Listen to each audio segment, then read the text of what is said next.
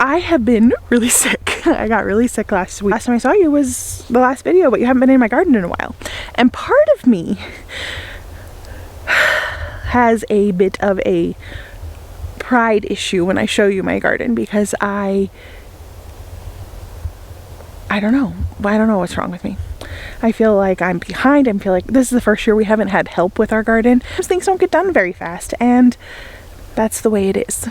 But I want to show you around because I think I find value also in the progression, because it is May, and if you're a Central Oregonian farmer or even a Zone 3 grower or short season, cold climate, whatever, your gardens don't look as beautiful and majestic as some in, like, I don't know, you ever watch Jess from Roots and Refuge? Her garden right now is like lush and beautiful, and tomatoes and all these things, and I'm looking at some collard greens that are like this big. So beauty in the journey is where I'm coming at you with, and I think it's valuable also because I know there's a ton of local people that watch my channel. Also, if you're local and you see me out and about, feel free to say hi. Feel free to say that you watch the channel. I love to meet you guys. I've met a lot of you locally. I know I met a lot of you, some of you at my class, but when it's, I have these issues when I've had a couple classes and I can get tied up with one person, which I really enjoy talking to, but then the rest of you I miss. So I've had an idea, and I've had some people reach out to me and ask if I was going to be doing any more classes, but honestly, I have taught, I don't know what to teach at this point. I think it would be beneficial.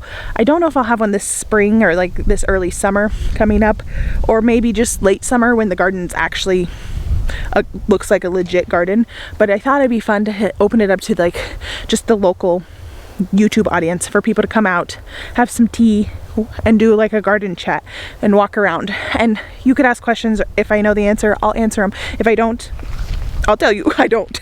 But I think it would be valuable, so that way I get to chat with every person that comes instead of a handful of people, and not really teach anything and have more time to have like one-on-one. You know what I mean? I know what I mean. You know what I mean. And I think that would be beneficial. So I want to talk to you guys. It's about the process, and I'm not gonna go bed by bed, but I'm just gonna tell you with what I've been dealing with in the last few weeks with planting. And it's a cold day. It's pretty cold right now. We've been getting frost a lot of the nights. We're gonna have some 80-degree days though, which is gonna be great. But yeah, anyway, the moral of my story is a lot of my things I'm gonna have to replant lots of things.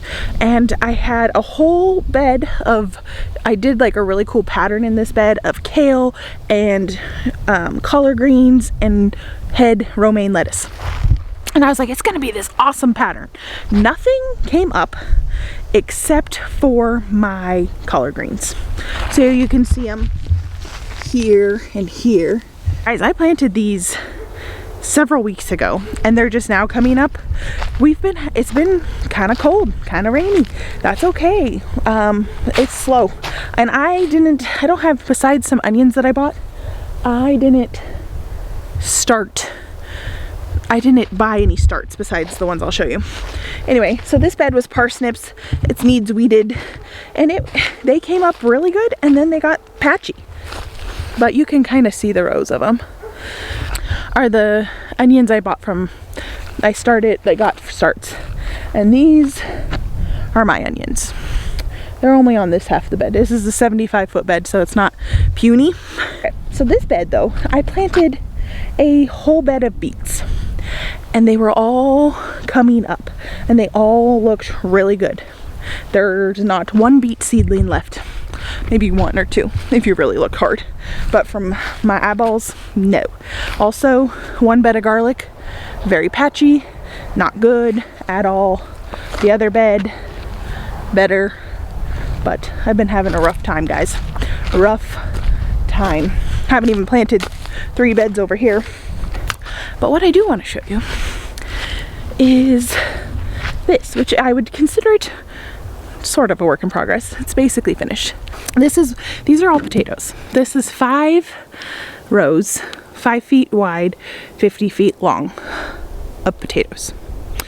All saved, all grown from my seed that I grew last year.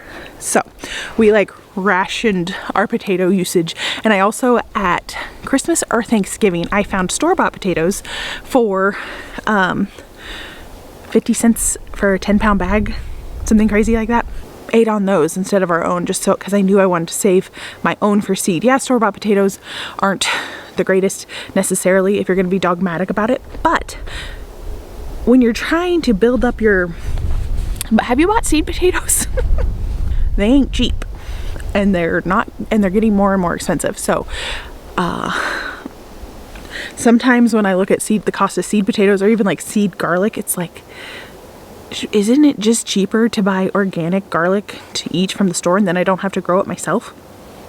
Yes, but here's the tip, which is what is really discouraging about my garlic. This is off topic, on topic. Is the garlic, that the bed that's really patchy is my 3rd year of my own seed that didn't do good. I found a bunch above the ground, and that's the bed I mulched extremely heavy, and like 6 inches of mulch, which and then the bed that I didn't even mulch, I have like a video, I'll link it up here. It's pulling an audible, and basically we had a thaw. We had the January thaw, so the first week of February or the end of January, I mulched this bed with leaf mulch. And this bed, without being mulched, did way better than the bed that was mulched, which was a little bit devastating because that was my own seed and I had saved it for 3 years. And I just didn't have really good success last year with it either, but I saved my biggest and best cloves to plant. It really just suffered. So if you're new to gardening, which a lot of people are, garlic, when you get like a head of garlic, or you get like a bulb of garlic from the store, just to, like fresh eating garlic, those, if you break it apart, those individual cloves are what you plant into the ground. And there's 2 kinds of garlic, well, besides elephant garlic, which is a different story. There's a couple different kinds of garlic. So there's hardneck variety, which is what I tend to grow. You'll get the garlic scapes, and it's also the more hardy, which is why I grow it here in our climate where we live in the Arctic. So you want the hardneck, plus you get the scapes. Now what you do miss out on is the braiding. The soft neck garlic you can braid. I think you can definitely grow soft neck garlic, but you risk it. Although I'm growing hardneck garlic and I've lost a lot. But so this year has been a lot of hits and misses. I keep reminding myself today, it's still May. Today's the last day of May. So still May. We got this. And I have been kind of discouraged, and I got sick, so that didn't help. And I've been pretty discouraged with some germination. I'm looking at a whole bed of leeks and sunflowers that are sprouting, and I still have 4 beds I need to plant up here. Like, nothing's changed in the last 2 weeks. I guess I'm continually accidentally succession snowing. And also we can grow a lot of the crops we grow all season long, so it really doesn't matter. It's not too late to start a garden. And then this is the second time I'm mentioning Jess in this video, but if you posted a video today, and I had just told my sister last night, I said, I don't want to plant. I have zero gumption. I've been planting these rows. The germination sucks. I'm having a hard time. And then Jess posted a video, and the title was, "Suck it up and plant." And I had just told my sister the night before, and I was like, oh frick, she's right. Suck it up and plant. Put on your big girl britches and plant. And that's what I'm going to be doing. So this morning I went, my little garden, I sowed the whole thing, and I have a video, I think I have, but I remembered I had it. It might come up before this or after, I don't know.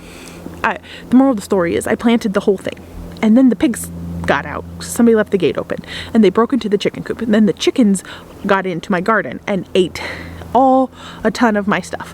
And I was so discouraged because I went in a week and a half later to my sunflowers that I have all the time, and I was so disheartened that they were gone.